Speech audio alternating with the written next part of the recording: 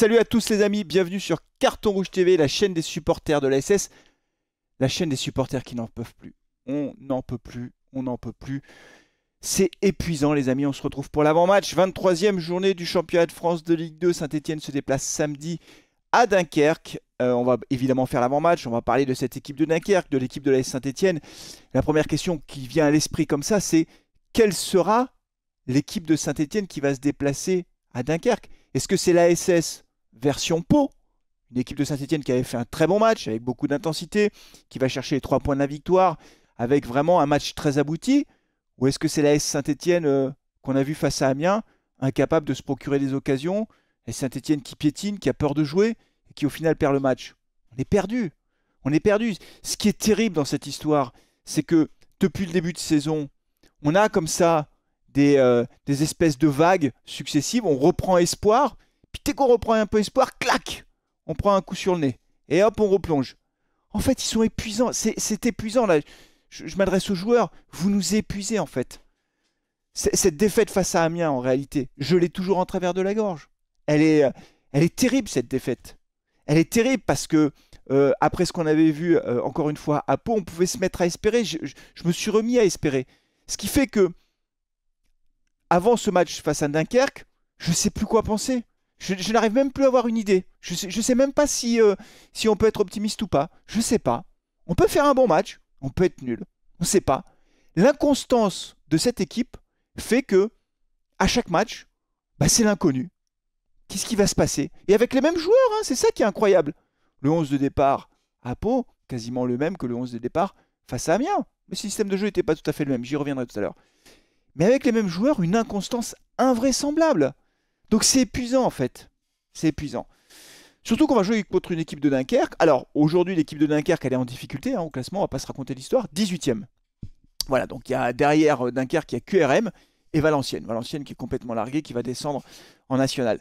Mais cette équipe de Dunkerque reste sur 2 victoires consécutives, les 2 derniers matchs. Une victoire à domicile face à Ajaccio, c'était leur première victoire de la saison à domicile, visiblement. Et une victoire à l'extérieur, encore plus fort, au Paris FC. Ça, c'était le dernier match. Et avant ces 2 victoires, ils sont allés chercher un match nul à Grenoble.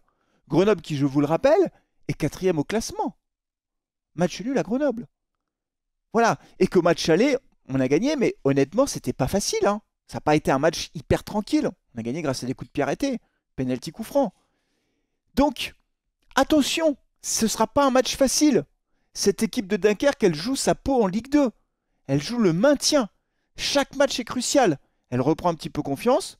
Elle va jouer contre la S Saint-Etienne. Donc forcément, elle aura envie d'enchaîner avec une 3e victoire consécutive. Là qui pour le coup lui permettrait de sortir de la zone de relégation. Puisque devant Dunkerque, il y a Annecy avec 20 points. Et aussi Bastia. Donc cette victoire pourrait lui permettre, si vous voulez, de passer devant Annecy. Donc chaque match est crucial. On le sait, en Ligue 2, c'est très difficile. Tous les matchs sont difficiles. Et là, c'est pas parce qu'on joue contre le 18e que c'est un match qui sera facile pour l'AS Saint-Etienne. Alors, du côté des Verts, premier élément, c'est qu'on ne récupère pas nos internationaux. Le Mali est qualifié, ça c'est Sissoko. La Guinée est qualifiée, Cissé, mais c'est pas un titulaire indiscutable. Et le Congo est qualifié, battu Bisinka. Donc, on ne peut pas compter sur un retour de nos internationaux africains pour ce match face à Dunkerque. La vraie question au fond pour ce match, c'est de savoir quelle sera la réaction d'Odo après la défaite à domicile qui visiblement l'a agacé. Dans ses prises de parole d'après-match, il a expliqué qu'il y a des joueurs qui l'avaient agacé. Il n'a pas cité de nom, mais il a sorti à l'habitant Bouchouari et Mouefex qui en dit long. Et donc la question c'est, est-ce qu'il va y avoir le grand ménage? Au milieu de terrain notamment. Et peut-être même devant. Moi je pense que oui. Je pense que sur la défense, il ne va pas changer.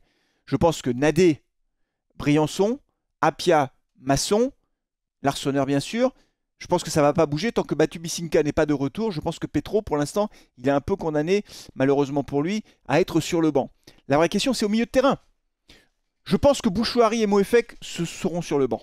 Voilà. Et que ça pourrait faire le jeu de Fomba et peut-être de mon conduit. C'est mon pronostic. Je ne pense pas qu'il ait envie de changer de Tardieu. Je pense que Tardieu restera titulaire. Mais encore une fois, je peux me tromper, hein. Ah, souvent, quand je fais des pronostics comme ça sur des changements, quelquefois, je tombe quand même assez juste. Ah, je me plante aussi, hein. Voilà, mais mon prono, c'est Bouchouari Mouefek feront les frais des choix d'Odo peut-être au profit de Fomba et de Monconduit. Et que la question, alors je pense que Chambaud restera titulaire à droite, s'il joue en 4-3-3. Chambaud restera titulaire. La question c'est Cafaro. Est-ce que Mboukou va être titularisé ou pas? Cafaro a été très décevant face à Amiens. Il faut le dire, il n'a pas fait un bon match. Donc s'il veut faire un grand ménage, il peut peut-être changer 3-4 joueurs du 11 de départ pour installer de la rotation et de la concurrence. Et à ce moment-là, Mboukou pourrait tenter sa chance. Et puis devant, Cardona. Alors Cardona, je ne vais pas ouvrir le dossier Cardona, mais ça fait 3 matchs là, 3-4 matchs. Il m'a pas... je ne vois pas un joueur qui me transcende en fait. Je me dis pas, waouh, l'attaquant qu'on a récupéré. Encore une fois, c'est difficile, souvent dos au but, souvent seul, donc il n'a pas une position facile. Mais je ne l'ai pas trouvé plus décisif que Charbonnier jusqu'à présent. Vous voyez, il n'a pas de passe décisive, il n'a pas trouvé le chemin défilé. Il ne s'est pas créé d'occasion énorme, parce qu'il pourrait aussi avoir eu tapé des poteaux, vous voyez, pas de chance, machin, enfin des trucs, poteaux, il tombe dans la surface de réparation, un penalty, mais l'arbitre ne le siffle pas, il aurait pu avoir, voilà, beaucoup de malchance, mais même pas. Pour l'instant, Cardona est plutôt décevant. Moi, je vous donne mon sentiment. Je le trouve décevant. Dites-moi ce que vous en pensez. Donc, est-ce qu'il va mettre Wadji à la pointe de l'attaque? Est-ce qu'il va faire démarrer Ibrahima Wadji, qui est peut-être pas encore complètement à 100%, mais pourquoi pas? Ça, c'est des questions qui sont importantes. Ce qui est sûr, c'est que ce qu'on doit attendre des joueurs qui vont être dans le 11 de départ cette fois-ci, s'il y a du changement, c'est qu'ils saisissent leur chance. Typiquement du Fomba, du Monconduit, c'est qu'ils montrent qu'ils ont le niveau pour être titulaires. À eux de saisir leur chance. Voilà, donc on veut des guerriers sur le terrain, vous comprenez? Voilà, après, au-delà de l'interrogation sur la rotation que va installer Odo à l'occasion de ce match, la question que moi je me pose, c'est de savoir s'il va changer de système de jeu. Parce que face à Pau, on a joué en 4-2-3-1 ou en 4-1-4-1, je ne sais pas trop encore une fois. Ce qui est sûr, c'est qu'on n'a pas joué en 4-3-3. Et face à Amiens, on a joué en 4-3-3. Et ça n'a pas marché. Ça n'a pas marché. On est passé par les ailes, on est passé par les ailes. 39 centres. Allez, vas-y que je te centre. Et vas-y que je te centre. Rien. Pas une occasion à la tombée. Ça n'a rien donné. Ma conviction intime à moi, c'est que il faut qu'on passe plus dans l'axe. Alors, ça ne veut pas dire qu'il ne faut pas passer par les côtés. Mais quand on joue face à des équipes qui ont des blocs très très bas, comme ça, Amiens jouait bas, enfin, on voit bien, en Ligue 2, souvent les équipes jouent très défensives, elles ne prennent pas de risques.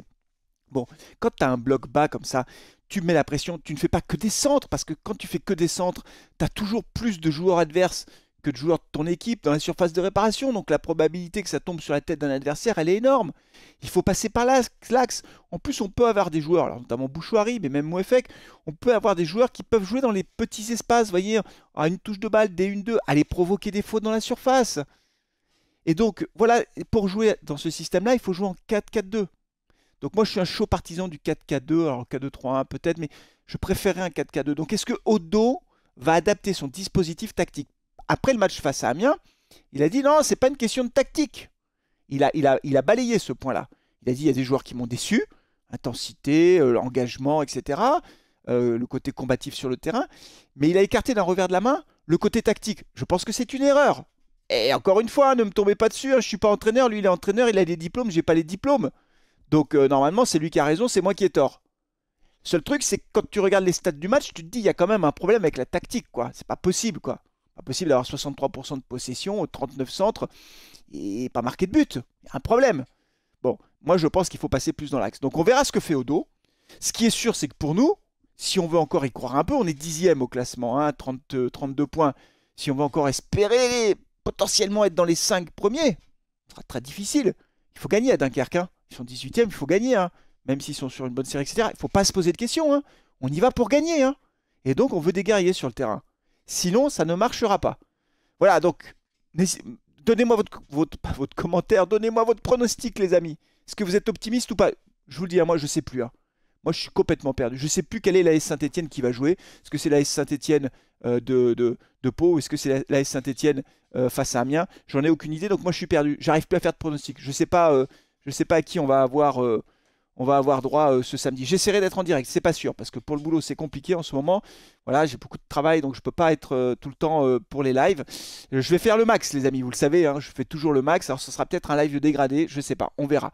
Donc, voilà, mettez-moi votre pronostic en commentaire et on essaie de se retrouver samedi en direct pour vivre ce match ensemble en espérant une victoire des Verts.